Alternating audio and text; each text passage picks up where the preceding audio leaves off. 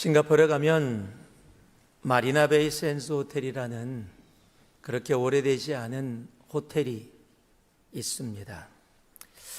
이 호텔을 사람들이 21세기의 기적이라고 부릅니다. 그 이유는 호텔의 높이가 200m가 되어지는 높은 건물이기 때문이 아닙니다. 그것보다 더 높은 호텔들이 있기 때문입니다. 그런데 이 호텔은 한쪽은 똑바로 서 있는데 다른 한쪽의 건물은 그 건물을 향해 기울어져 있습니다. 근데 기울어진 그 기울기가 어느 정도냐면 가장 많이 기울어져 있는 그 건물의 기울기가 무려 52도입니다. 거의 옆으로 누웠다 해도 과언이 아닐 정도로 있습니다. 즉 건물이 눕다라는 이야기는 건물이 제대로 서 있을 수 없다라는 겁니다. 그렇게 아키텍이 그림을 그리고 이것을 건설할 건설회사를 찾는데 아무 데도 없었습니다. 잘못 건설하다가는 큰 낭패를 당하기 때문입니다. 그런데 한국 건설회사가 나서서 그것을 해보겠다고 했습니다. 아주 특별한 공법 포스텐션이라는 지금까지 없었던 건물과 건물을 다리처럼 쇠사슬로 잡아내는, 그래서 건물이 기울어져도 그것이 힘이 분산돼서 올바로 서 있을 수 있는 그런 공법을 활용해서 세웠습니다. 그래서 정말 놀라운 공법을 통해서 건물이 서게 됐는데 그 공법의 과정들을 보면서 아무리 놀라운 포스트 텐션 공법을 세운다고 할지라도 이 사람이 가장 공들인 부분이 있었는데 바로 기초 작업이었습니다. 왜냐하면 싱가포르의 그 땅이 바닷가에서 아무리 땅을 파내도 암벽이 나오지 않고 또 물이 들어와서 물에 젖을 수 있기 때문에 나중에 시간이 지나서 잠시 서 있을 뿐만 아니라 오래 서 있게 되어지려면 기초가 단단하게 물에도 견딜 수 있는 모습이 되어야 되는데 지금까지 기초 작업을 할 때는 언제나 네모나게 만들어서 그곳에 시멘트하고 철근을 심고 했었는데 그것으로는 물이 들어오기 시작할 때 그 기초가 견뎌낼 수 없는 겁니다. 그래서 새로운 방법을 동원했는데 그것이 동그랗게 해서 물이 들어와도 그 압력이 강하지 않아서 모든 면에서 제대로 견딜 수 있는 방법을 고안하게 되어졌고, 그래서 기초 작업에 엄청난 많은 노력과 시간을 보내게 되어졌습니다. 그리고 그 기초 위에 그 놀라운 건물이 서게 된 겁니다. 아마 여러분이 출장 중이나 여행 중에 싱가포르를 방문하게 되어지면 꼭 한번 가보시면 제가 지금 무슨 이야기를 하는지 아실 수 있게 될 겁니다. 건물을 올릴 때 그 위에 어떠한 모습으로 어떻게 올리느냐도 굉장히 중요하지만 그것이 그 모습대로 유지되어지고 그곳에 서 있으려면 눈에 보여지지 않는 기초가 훨씬 더 중요합니다. 그래서 건물을 높이 올리고 더 아름답게 만들려고 하면 할수록 튼튼한 기초를 만들어내는 것이 얼마나 중요한지 우리들은 다 알게 되어집니다. 오늘 하나님은 모세를 통해서 10계명을 허락하시면서 하나님의 백성에게 다시 나의 백성 하나님의 백성으로 살아가게 하기 위해서 그가 명령하시는 것이 있습니다. 바로 성막을 다시 지으라라는 명령입니다. 여러분, 성막이 왜 이렇게 중요합니까?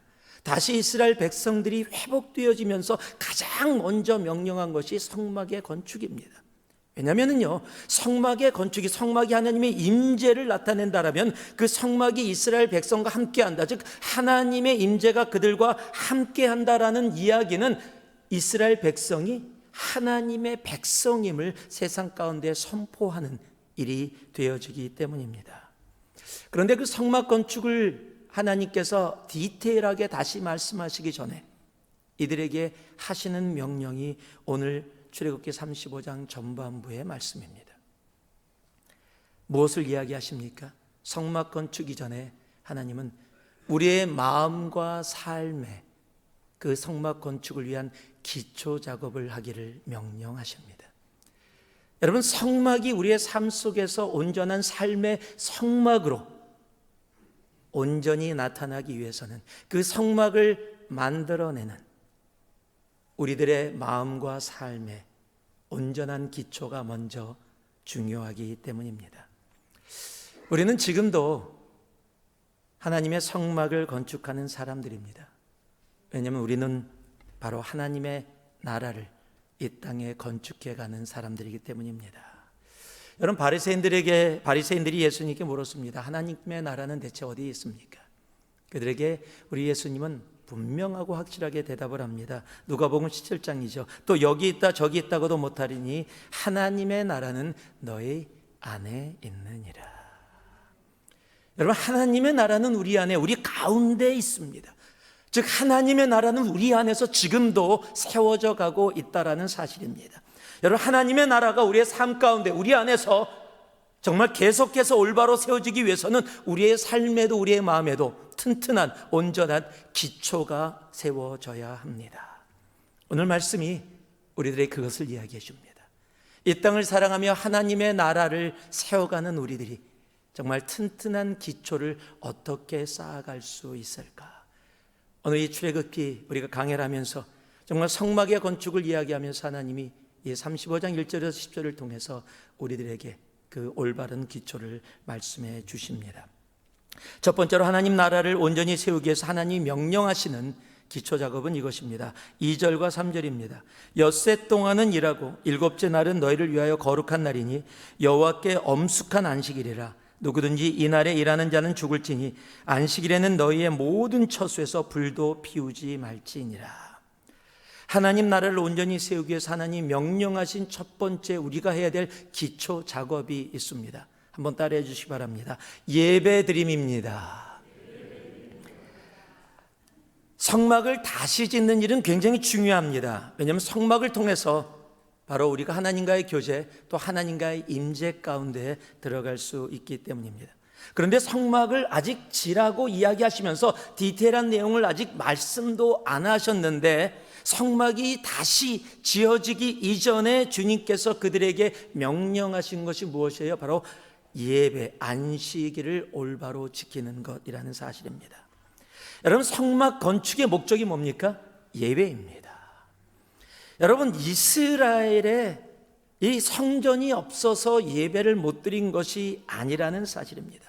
여러분, 이스라엘의 문제는 뭐였냐면요, 성전이 있음에도 불구하고 하나님이 원하시는 올바른 예배를 드리지 못한 것이 이스라엘의 어려움이었다는 사실입니다.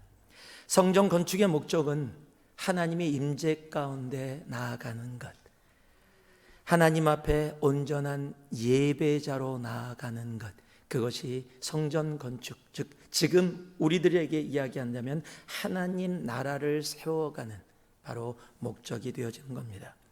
여러분, 그래서 말씀하시는 겁니다. 안식일을 지켜라. 얼마나 하나님께서 안식일, 즉 예배를 중요하게 생각하냐, 뭐라고요? 안식일을 제대로 지키지 않으면 죽음을 이야기하고 있다라는 사실입니다. 여러분, 안식일을 지키고 계십니까? 오늘 그래서 안식일을 지키기 위해 이 예배에 나와서 주님 앞에 예배드리고 있습니다라고 말하실 겁니다. 그렇다면 안식일을 지킨다는 것이 과연 무엇일까요? 저는 한국에서 그랬지만 미국에 와서 크리스찬 태권도라는 것을 배우면서 그 관장님에게 크리스찬, 즉 태권도뿐만 아니라 크리스찬의 영성을 함께 배웠습니다. 그 관장님이 굉장히 한국에서 보수적인, 신학적으로 보수적인 교단 출신이셨어요. 그분은 주일날 돈을 쓰지 마라, 운동하지 마라, 주일날은 온전히 예배만 드리고 말씀 묵상만 하고 그렇게 살아라, 이런 분이셨어요. 저는 처음으로 영적인 깊은 훈련을 받으면서 그것을 굉장히 가슴에 담고 살았습니다. 제가 LA에서 대학부에서 대학부 회장을 하는데 그 당시에 대학부는 야외 예배라는 게 있었습니다. 주일날 야외 예배를 하면, 야외 예배를 하고 나가면 예배를 드린 후에 운동을 하고 뛰놀고 함께 노는 그런 일들을 합니다. 제가 회장이었기 때문에 당연히 준비했어야 됐고 나가서 예배를 드렸습니다. 예배를 드린 후에 모든 순서를 하고 있는데 저는 그 순서에 하나도 참여하지 않았습니다. 저는 교회 밴에 와서 말씀 묵상 기도, 절대 주일날 운동할 수 없다, 그래서 절대 안 했습니다. 정말로 제가 그랬던 사람입니다. 예, 그럼 지금 타락한 건가요? 아니요. 여러분, 안식일을 지킨다라는 것이 단순히 율법적으로 내가 어떻게 한다, 그래서 하나님은 너 안식일 잘 지켰다, 예배 제대로 드렸다라고 말씀하고 계실까요? 아니라는 겁니다. 말라기서 1장 우리가 너무도 잘 아는 말씀이죠. 하나님은 이렇게 이스라엘 백성들에게 이야기하십니다. 만군의 여호와가 이르노라 너희가 내 제단 위에 헛되이 불사르지 못하게 하기 위하여 너희 중에 성전문을 닫을 자가 있었으면 좋겠도다. 내가 너희를 기뻐하지 아니하며 너희가 손으로 드리는 것을 받지도 아니하리라.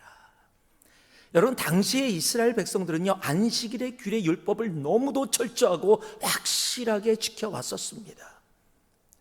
그럼에도 불구하고 당시에 또 이 말라기 선지자가 있었던 데는요, 예배가 아주 왕성하게 이루어지고 있었던 때입니다. 안식일을 지킴이 그것을 통한 예배가 온전히 이루어지고 있음에도 불구하고 지금 주님은요, 이스라엘 백성에게 뭐라고 이야기하고 있어요? 성전에 와서 예배 드리지 마라. 누군가 문을 닫아라. 내가 너희들의 예배 받음을 원치 않는다라고 말씀하고 계시다라는 사실입니다. 여러분, 예배가 차고 넘치던 때에 예배를 받기를 원치 않으신다. 문을 닫을 자가 있었으면 좋겠다라고 말씀하시는 겁니다. 왜일까요? 예배의 모양은 있는데 예배의 본질, 그 마음이 없었기 때문입니다. 찬양합니다 하는데 그 찬양에 찬양이 없고요. 사랑합니다라고 하는데 그 사랑에 사랑이 존재하지 않는 예배였기 때문입니다. 주님 말씀하세요 듣겠습니다라고 하는데 그곳에 순종이 없고요. 행하겠습니다라고 하는데 행하지 않는 그런 겉모습의 예배였기 때문입니다. 하나님을 경배합니다라고 입술은 이야기하면서 내 삶은 하나님을 무시하고 살아가는 삶의 모습이 있었기 때문입니다. 안식일을 거룩하게 지킨다는 것은요, 하나님이 내 삶에서 하나님 되심을 온전히 삶으로 고백하며 살아가는 것이 하나님이 말씀하시는 예배인 것입니다. 여러분, 신약은 그것을 영과 진리의 예배다라고 이야기합니다.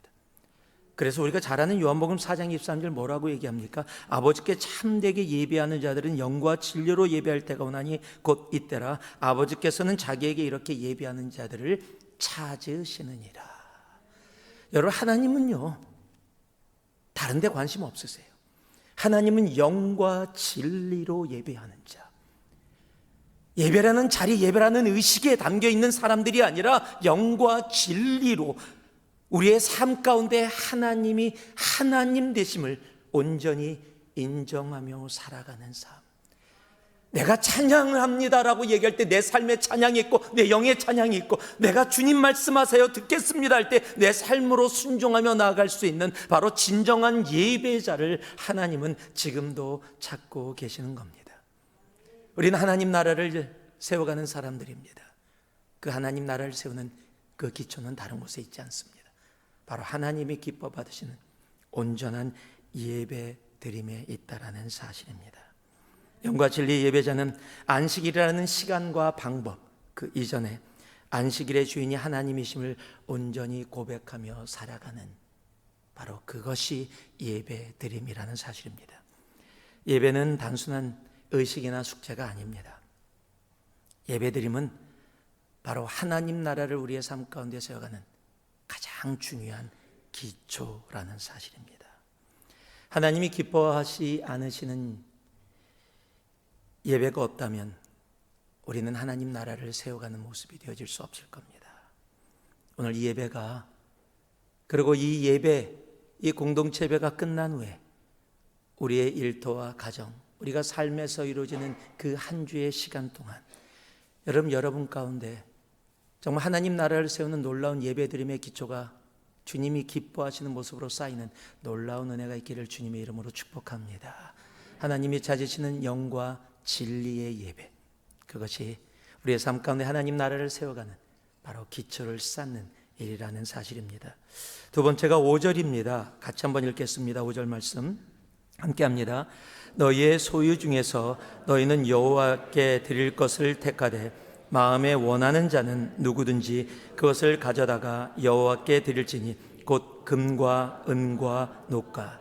여러분, 두 번째로 하나님 나라를 온전히 세우기에 하나님이 명령하신 기초 작업이 있습니다. 그 기초 작업이 무엇입니까? 한번 따라해 주시기 바랍니다. 예물 드림입니다.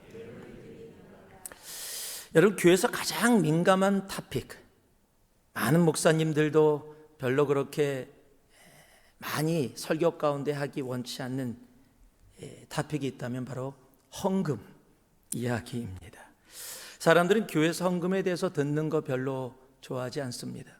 저도 일부러 하나님 말씀 찾아가면서 헌금 이야기 해본 적이 없습니다. 다만 강의 말씀 가운데 하나님이 말씀하시는 것을 일부러 스킵해 본 적도 없습니다. 하나님이 말씀하시면 하나님이 말씀하신 것을 그대로 교회에 선포합니다. 여러분, 헌금 이야기를 사람들이 싫어하면서도 헌금 설교를 찾아서 듣는 사람들이 있습니다. 여러분, 그 헌금, 사람들이 찾아서 듣는 헌금 설교가 특징이 하나 있습니다. 보통 이런 설교들입니다. 헌금 안 해도 된다. 11조 꼭 할 필요 없다. 여러분, 이런 제목으로 찾아보시면 유튜브에 있습니다. 설교들. 성경 말씀 다 하면서 이런 유튜브는요, 그 목사님 누군지도 잘 모르는데 유튜브 뷰수가 엄청납니다. 댓글도 엄청납니다. 이제야 들었습니다, 진리를. 이렇게 댓글이 많이 적혀 있어요. 왜요? 그런 말씀 들으면 내 마음이 편하거든요. 아, 내가 안 하는 게 맞는 거야. 아, 내 마음에 불편했던 게 이유가 다 있었던 거야 라고 편하게 나를 정말 이렇게 이야기해 주기 때문일 겁니다. 오늘 지금 온라인으로나 이곳에서 새누리교회 이야기 듣고 처음 예배를 드리는데 첫 예배인데 헌금 얘기가 나오는 것 같으니까 이 교회도 그런 교회구나 라고 생각하신다면 아닙니다. 여러분, 지금 왜냐하면 이 예물 드림은 바로 돈의 이야기가 아니기 때문입니다. 오늘 주님께서 뭐라고 이야기하세요? 성막 건축, 즉 하나님과 임재 하나님의 나라를 건축하며 하나님께서 명령하신 명령이 뭐예요? 예물을 드려랍니다. 금과 옥과 녹과 이것을 드려라. 이것은 하나님의 명령입니다. 그런데 조건을 달았어요. 어떤 조건을 달았습니까? 마음에 원하는 자. 여기 마음에 원하는 자라는 이 단어가 히브리어로 나디브라는 단어인데요, 이 나디브라는 단어는 자발적이다, 관대하다, 하고 싶다, 마음이 내킨다, 존귀하다, 고상하다라는 의미로 사용되어집니다. 이 말씀을 좀 집약해서 얘기하면 하고 싶은 마음, 자발적으로 존귀한 마음이 있는 사람들이 드려라 라고 명령하고 계시는 겁니다. 여러분, 사람들이 하나님께 자발적으로 자원해서 드리는 사람들이 많이 계십니다. 왜 그분들은 자신들이 노력해서 자기 거라고 생각되어지는 것인데도 불구하고 그렇게 자발적으로 기쁨으로 드릴 수 있을까요? 왜냐하면요, 예물 드림은요, 돈의 이야기가 아니라 바로 관계의 이야기임을 알고 있기 때문입니다. 자, 한번 따라해 보실래요? 돈의 이야기가 아니라 관계의 이야기다. 즉, 누가 주인이냐라는 문제입니다. 마태복음 6장 24절은 분명하게 이야기합니다. 한 사람이 두 주인을 섬기지 못할 것이니 혹 이를 미워하고 저를 사랑하거나 혹 이를 중히 여기고 저를 경히 여김이라. 너희가 하나님과 재물을 겸하여 섬기지 못하느니라. 누가 주인이냐 얘기하는 거예요. 우리의 삶의 돈이 주인이냐, 하나님이 주인이냐. 두 주인을 겸하여 섬길 수 없다라는 겁니다. 여러분, 돈이 주인이 되어지면 절대로 원해서 자원해서 기쁨으로 드려질 수가 없습니다. 주일 헌금을 한다고 해도요, 회비 내듯이 1불, 10불, 20불, 30불 그렇게 회비 내듯이 내게 되어집니다. 여러분, 그러나 하나님이 나의 삶의 주인이라면 여러분, 내가 가진 것이 어떻게 돼요? 나의 것이 아니라 하나님의 것이라는 사실이에요. 여러분, 11조를 낼 때 우리는 10의 1, 나의 것 10개 중에 하나를 낸다, 이렇게 생각되어질 수 있을 겁니다. 그러나 여러분, 관계 이야기를 알고 있는 사람이라면, 하나님이 나의 주인이 되어주심을 온전히 깨닫고 아는 사람은요, 그렇게 11조를 해석되지 않습니다. 나의 것을 10개 중에 하나를 드리는 게 아니라요, 10개가 다 하나님 건데 10개 중에 9개를 나에게 주시는 게 11조 이야기예요. 여러분, 그것이 온전한 하나님의 은혜의 이야기라는 사실이에요. 물질의 주인이 하나님이시기에 내가 사용하는 모든 것이 다 누구의 것인데요? 하나님의 것인데 나의 것으로 사용하게 해주신 것. 여러분, 이것이 올바른 관계를 통해서 이루어질 때 이루어지는 일입니다.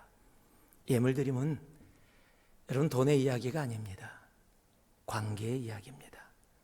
누가 내 삶의 주인인가의 이야기라는 사실입니다. 또한요, 돈의 예물 드리면 돈의 이야기가 아니라, 한번 따라하실래요? 돈의 이야기가 아니라 사랑 이야기입니다. 고린도서 9장 7절 이것을 이야기해 주는데요. 각각 그 마음에 정한 대로 할 것이요 인색함이나 억지로 하지 말지니 하나님은 즐겨내는 자를 사랑하시느니라. 여러분, 언제 내가 기쁨으로 막 내가 사랑하는 사람에게, 누구에게 드릴 수 있을까요?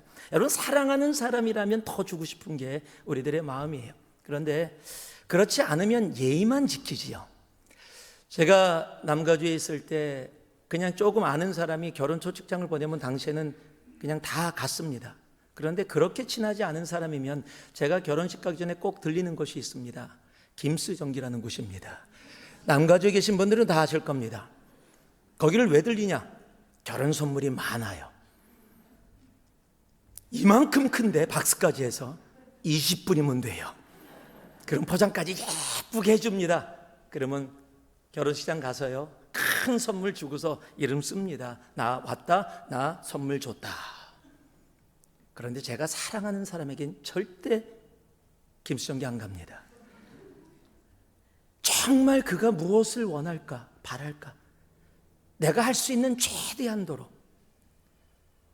정성을 다해서 내 사랑하는 사람을 위해 선물을 그렇게 준비합니다. 여러분, 부부간에 그렇게 하시죠? 지난 생일 때 그렇게 받으셨죠? 남편에게. 그렇죠? 예, 안 그러신 분들을 회개할지어다. 여러분, 사랑하면 내 마음과 뜻과 정성을 다하게 돼 있어요.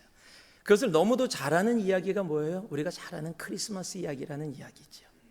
부부가 있습니다. 너무 사랑하는데 너무너무 가난해. 크리스마스가 됐습니다. 서로 선물을 주길 원하는데 돈이 하나도 없어요. 그런데 아내는 아주 예쁜 머리카락을 기르고 있습니다.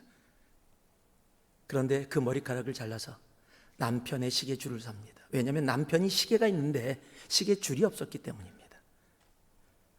남편도 아내를 향해서 뭐를 해주고 싶은데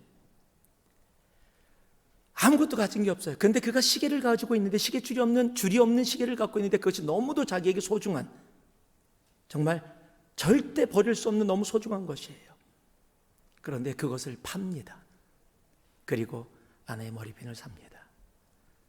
둘이 크리스마스 때 너무 기뻐서 아내의 머리에 꽂혀 있을 머리핀, 남편의 정말 시계에 달려있을 시계줄, 너무 감사함으로 서로 만났는데 선물을 주고받는데 그 선물이 아무 의미가 없어요, 이제는. 그런데 그걸 통해서 더 사랑의 기쁨이 차고 넘칩니다. 여러분, 예물 드리면요, 돈의 이야기가 아닙니다. 사랑 이야기입니다. 내가 사랑하는 만큼 하나님께 드림이 우리에게 기쁨이 되어지는 겁니다. 그래서 돈의 이야기는, 이 예물 드림은 돈의 이야기가 아니라 감사의 이야기가 되어집니다. 마태복음 10장 8절은 이렇게 기록합니다. 병든 자를 고치며 죽은 자를 살리며 나병한 자를 깨끗하게 하며 귀신을 쫓아내되 너희가 거저 받았으니 거저 주어라. 여러분, 거저 받았다, 은혜라는 이야기입니다. 그 은혜를 알면 우리의 삶에서 자동적으로 나오는 말이 있습니다. 감사합니다 라는 말입니다. 노력의 대가 아니라는 겁니다. 거저 받지 않았다고 생각하는 것은 뭡니까? 내가 열심히 노력해서 내가 노력한 만큼의 대가를 받았다는 겁니다. 내 거라는 겁니다. 그러면 절대로 하나님 앞에 자원해서 정말 그 귀한 마음으로, 자발적으로 기쁜 마음으로 절대 드려질 수 없다는 겁니다. 여러분, 우리는 하나님으로부터 거저 받은 은혜로 받은 것이 너무도 많습니다. 구원을 받았습니다. 우리의 자녀들을 받았습니다. 말썽 피우지만 남편도 받았습니다. 그래도 있는 게 없는 것보다 훨씬 납니다. 우리의 직장도 받았고 또 이렇게 건강도 받았습니다. 그리고 이렇게 함께 모여서 서로 사랑하며 예배할 수 있는 몸된 교회 새누리도 하나님이 선물로 허락해 주셨습니다. 내가 노력해서 내가 만든 것이 아니라 하나님이 주셨다.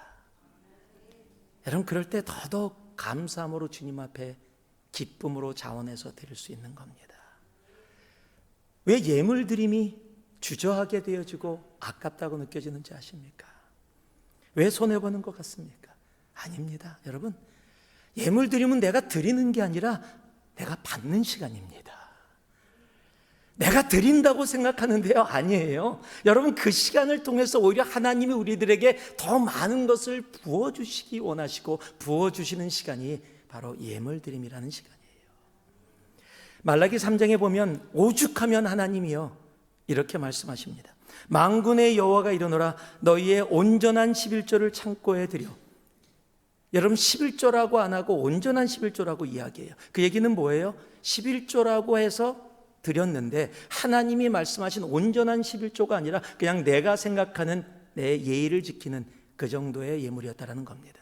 그래서 말씀하세요. 온전한 11조를 창고에 들여 나의 집에 양식이 있게 하고 그것으로 나를 시험하여. 하나님이여 당신을 시험해 보시래요. 내가 하늘문을 열고 너에게 복을 쌓을 곳이 없도록 붙지 아니하나 보라. 만군의 여호와가 이르노라 내가 너희를 위하여 메뚜기를 금하여 너희 토지 소산을 먹여 없애지 못하게 하며 너희 밭의 포도나무 열매가 기한 전에 떨어지지 않게 하리니 너희 땅이 아름다워짐으로 모든 이방인들이 너희를 복되다 하리라. 만군의 여호와의 말이니라. 여러분, 하나님이 우리를 복되게 하시고자 하는 바로 그 마음이 예물드림이라는 사실입니다. 예물드림은 하나님 나라를 세워가는 우리 마음과 삶에 쌓는 기초 작업입니다. 다시 말씀드립니다. 예물드림은 돈의 이야기가 아닙니다. 관계의 이야기입니다. 누가 주인이냐. 사랑 이야기입니다. 내가 얼마만큼 주님을 사랑하냐. 그리고 감사의 이야기입니다. 내 노력이 아니라 하나님이 거저주신 은혜임을 하는 관계의 이야기, 사랑의 이야기, 감사의 이야기를 통해 정말 하나님께서 우리에게 허락하시고자 하는 하늘의 복, 정말 차고 넘치는 우리 새누리의 귀한 성도님들 되기를 주님의 이름으로 축복하고 축복합니다. 마지막으로요, 하나님 나라를 온전히 세우게 하나님 명령하신 명령이 있습니다. 10절입니다. 같이 읽겠습니다. 10절 말씀입니다. 함께합니다. 무릇 너희 중 마음이 지혜로운 자는 와서 여호와께서 명령하신 것을 다 만들지니. 바로 따라해 주시기 바랍니다. 섬김드림입니다. 일하는 사람 없이 어떤 것이 만들어지지 않습니다. 무엇을 만들려고 하거나 이루어지려면 그것을 하는, 즉 행하는 사람이 꼭 있어야 합니다. 그래서 하나님 나라를 세워가는 일에 하나님은 하나님 나라를 위해서 일하는 사람, 섬길 사람을 하나님은 지금도 찾으십니다. 하나님 나라를 위해 세워가는데 그 일에 부름을 받아서 정말 섬길 수 있다는 것은 큰 축복입니다. 하나님은요, 그래서 지금도 하나님의 능력을 부어줄 사람들을 찾고 계신다라고 말씀하십니다. 역대하 16장 9절 전반부 보면 분명하게 말씀합니다. 여호와의 눈은 온 땅을 두루 감찰하사 전심으로 자기에게 향하는 자들을 위하여 능력을 베푸시느니. 하나님은요, 하나님의 나라를 세워가는 그 사람들, 함께 일해 나갈 사람들, 섬길 사람들을 찾으십니다. 어려움은요, 생각보다 섬기는 사람들이 많지 않다라는 겁니다. 보통 이야기를 이렇게 합니다. 100여 명이 있다면, 100명의 사람들이 있다면 교회 그 100명의 사람들 중에 섬기는 사람은 20명에서 30명 정도 된다라고 이야기를 해요. 그 이야기는 70명에서 80명은 섬기지 않고 그저 교회에서 예배를 드리거나 그냥 섬김을 받고 있는 사람일 경우가 많다라는 겁니다. 즉 섬기는 사람도 적은데 더 안타까운 게 있습니다. 보통 교회에 어려움이 생길 때는 섬기지 않는 사람들을 통해서 생기지 않습니다. 섬기는 사람들을 통해서 생긴다라는 사실입니다. 섬김은 필요한데, 섬김은 하라고 하시는데 섬기면 문제가 된다. 안 하는 게 낫지 않습니까? 라고 얘기할지 모르겠습니다. 아니요, 그것이 아니죠. 올바른 섬김이 필요하다는 겁니다. 내가 섬기느냐도 하나님이 원하시는 바로 그 섬김의 드림, 올바른 섬김의 드림으로 나아가야 한다는 것입니다. 오늘 말씀에 지혜로운 자라고 하나님이 말씀하십니다. 이 지혜로운 자라고 번역된 단어가 히브리어로 하캄이라는 단어입니다. 이 하캄이라는 단어는 기술을 가진 자라는 뜻입니다. 즉 당시에 그것을 지을 수 있는 은사, 탤런트가 있었던 사람들을 이야기합니다. 즉 은사를 가진 자들을 하나님이 부르셔서 그들에게 명령하시는 겁니다. 여러분, 사람에게는 누구에게나 은사가 있습니다. 더러는 눈에 보여지는 은사도 있고 눈에 보이지 않는 은사들도 있습니다. 노래를 잘 부르는 사람들은 눈에 보여지는 은사입니다. 설거지를 잘하는 사람은 눈에 안 보이는 은사입니다. 눈에 보여지는 은사, 눈에 보여지지 않는 은사가 있지만 하나님은 눈에 보이는 은사냐 눈에 보이지 않는 은사를 이야기하고 있지 않습니다. 어떤 은사든 하나님이 주신 은사로 하나님의 나라를 함께 세워가는데 중요한 것이 있습니다. 그것이 하나님이 명령하신 대로라는 겁니다. 하나님이 명령하신 대로. 10절 다시 읽어드립니다. 물은 너희 중 마음이 지혜로운 자는, 기술을 가진 자는, 은사가 있는 자는 와서 여호와께서 명령하신 것을 만들라라고 말씀하고 있다라는 사실입니다. 은사는 하나님의 명령대로 사용되어져야 합니다. 명령하신 것을 내가 만들어야지 내가 원하는 것을 만드는 것이 아니라는 사실입니다. 은사는 하나님의 명령하신 것이 아닌 내가 원하는 것을 위해서 사여질 때 섬김이 오히려 어려움이 되어질 수 있는 겁니다. 우리가 잘 아는 성경의 고린도 교회는 은사가 엄청 많았던 교회입니다. 그런데 그 은사가 많은 것이 문제가 아니었습니다. 그 은사가 하나님이 명령하신 대로 사용되어지지 않았던 것이 고린도 교회를 문제 있는 교회로 만들게 되어졌다는 사실입니다. 은사는 하나님의 명령대로 사용되어지면 나타나는 결과가 있습니다. 그 단어가 바로 덕이라는 단어입니다. 자, 한번 따라해 보실래요? 덕. 떡이 아닙니다. 덕입니다. edifying입니다. 고린도전서 보면요, 사도 바울이 고린도 교회에다 편지를 보내서 계속 반복해서 하는 이야기가 있습니다. 바로 덕이라는 이야기예요. 고린도전서 14장 4절을 보니까 방언을 말하는 자는 자기 덕을 세우고 예언하는 자는 교회의 덕을 세우나니. 고린도서 14장 12절은요, 그러므로 너희도 영적인 것을 사모하는 자인즉 교회의 덕을 세우기 위하여 그것이 풍성하기를 구하라. 14장 26절은요, 그런지 형제들아 어찌할까, 너희가 모일 때 각각 찬송시도 있으며 가르치는 말씀도 있으며 계시도 있으며 방언도 있으며 통역함도 있나니 모든 것을 덕을 세우기 위하여 하라. 모든 은사는 하나님의 명령하신 대로 사용되어지면 덕이라는 아름다운 열매로 교회 가운데 나타나게 되어집니다. 아무리 열심인 섬김도 덕을 세우지 못하고 있다라면 그것은 하나님의 명령이 아닌 내가 원하는 대로 행하고 있다라는 사실입니다. 하나님은 하나님 나라를 세우는 일에 우리들을 사용하기를 원하십니다. 그러기에 우리들의 삶과 마음 속에 먼저 그 하나님 나라 성막을 건축하기 이전에 주님께서는 올바른 기초를 세우기를 원하십니다. 우리의 삶 가운데 정말 하나님이 원하시는 올바른 하나님 나라의 기초가 세워져가는 정말 이 한 주가 되기를 주님의 이름으로 축복합니다. 말씀을 마무리하겠습니다. 요즘 한국 남자들 축구 좋아하시는 분들은 손흥민 선수가 골영을 넣나 안 넣나에 관심이 제일 많습니다. 제가 손씨기 때문에 손흥민을 이야기하는 것은 결코 아닙니다. 손흥민 선수가 세계의 주목을 받기 시작하면서 대체 손흥민 선수가 한국이라는 조그만 나라에서 어떻게 저렇게 놀랍고 정말 굉장한 실력을 가지게 됐는지, 대체 무엇이 저를 손흥민이라는 선수로 만들었는지 이유를 찾기 시작했습니다. 그리고 사람들은 손흥민 선수가 유년 시절에 어렸을 때 그의 아버지로부터 받았던 훈련 방법에 집중하기 시작했습니다. 그가 받은 훈련은 바로 다른 게 아닙니다. 기초 다지기 기본기 훈련이었다는 사실이에요. 매일 4시간 이상 기본기 훈련을 가장 중요하게 생각했습니다. 손흥민 선수는 초등학교 6학년이 되기까지요, 리프팅이라는 기본 훈련을 했습니다. 리프팅은 뭐냐면 자기가 걸어가면서 공을 가지고 땅에 떨어뜨리지 않고 발로 계속 치면서 가는 겁니다.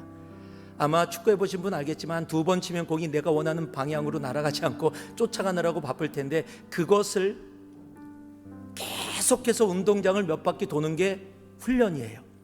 하다가 중간에 떨어지면 다시 처음부터 시작하는 겁니다. 그래서 매일 4시간 이상을 리프팅을 한 겁니다. 얼마나 공을 안 떨어뜨리기 위해서 최선을 다했냐면, 눈이 끝나고 나면 빨개질 정도로, 충혈되어질 정도로 그 기본기 훈련에 집중했었습니다. 손흥민 선수는 그래요. 이렇게 아버지를 판단합니다. 아버지는 기본기에 목숨을 걸었던 사람이다. 지금도 손 선수 아버지는요, 10대 초반의 아이들을 가르치고 있습니다. 그런데요, 아이들은 훈련받는 것보다 경기하고 재밌게 뛰노는 걸 좋아합니다. 그런데 이 손 선수의 아버지는 절대 경기를 시키지 않습니다. 뭐라 그러냐면요, 기본기를 완벽하게 소화하기 전까지는 승패를 걸고 경기를 하면 안 된다. 이 송 감독의 확고한 축구 철학 때문에 많은 선수가 기본기 훈련 받다가 더 이상 안 배우겠다고 뛰쳐 다 나갔습니다. 감독으로서는 별로 그렇게 인기가 없는 감독입니다. 그런데 그 가운데 기본기에 충실했기에 한 꽃이 피어납니다. 그 꽃이 바로 손흥민 선수입니다. 그리고 여러분 다 아시죠? 바로 지난 시즌 아시아인으로 처음으로 세계 메이저 대회에서 득점왕이라는 놀라운 일을 이루게 됩니다. 여러분, 모든 일의 고수는 언제나 기본에 충실합니다. 기본에 진지합니다. 여러분, 신앙인들도, 올바른 신앙인들은 기본에 충실하고 진지합니다. 겉으로 드러난 현상보다 중요한 것은 본질이고 기본이기 때문입니다. 여러분, 기초 없이, 제대로 세워진 기초 없이는 절대로 올바른 성장이 이루어질 수 없기 때문입니다. 우리의 기초 작업은 다른 곳에 이루어지지 않습니다. 바로 예수 그리스도라는 반석 위에 세워집니다. 우리가 너무도 잘 아는 마태복음 7장은 이렇게 얘기합니다. 그러므로 누구든지 나의 이 말을 듣고 행하는 자는 그 집을 반석 위에 지은 지혜로운 사람 같으리니 비가 내리고 창수가 나고 바람이 불어 그 집에 부딪히되 무너지지 아니하나니 이는 추수를 반석 위에 놓은 까닭이요. 여러분, 우리의 기초 작업은 다른 곳에서 이루어지는 것이 아닙니다. 바로 예수 그리스도라는 우리의 구세주 되신 그 예수 그리스도, 그 반석 위에 이루어집니다. 그 반석이 어떤 기초 작업을 쌓아야 합니까? 바로 예배드림입니다. 여러분, 우리의 삶이 온전히 하나님이 하나님 되심을 인정하는 영과 진리의 예배드림, 그리고 예물드림입니다. 돈의 이야기로가 아니라 주님 앞에 드려지는 관계의 이야기로, 사랑의 이야기로, 감사의 이야기로 드려지는 예물드림, 그리고 올바른 섬김드림입니다. 예수 그리스도라는 반석 위에 우리가 예물드림, 예배드림, 섬김드림의 온전한 기초 작업을 올바로 쌓아나갈 때 우리의 삶에 하나님이 기뻐하시는 하나님의 나라가 세워지게 되어지는 겁니다. 그리고 우리를 통해 그 하나님의 나라의 구원의 자리에 알지 못하던 자들이 들어와 그 기쁨을 함께 누리게 되어지는 겁니다. 이 한 주도요, 올바른 기초 작업을 통해, 반석 대신 예수 그리스도에 세워지는 올바른 기초 작업을 통해 하나님의 나라가 여러분의 삶 가운데 튼튼하게 아름답게 세워지는 놀라운 한 주가 되기를 주님의 이름으로 축복하고 또 축복하고 축복합니다. 기도하겠습니다. 사랑의 아버지 하나님, 하나님의 나라가 우리의 삶 가운데 온전히 세워지기를 소망합니다. 그 일을 위해 아버지 하나님, 오늘 말씀하신 주님의 명령을 순종하는 우리의 삶 온전히 되어지도록 함께하여 주옵소서. 예수님 이름으로 기도합니다. 아멘.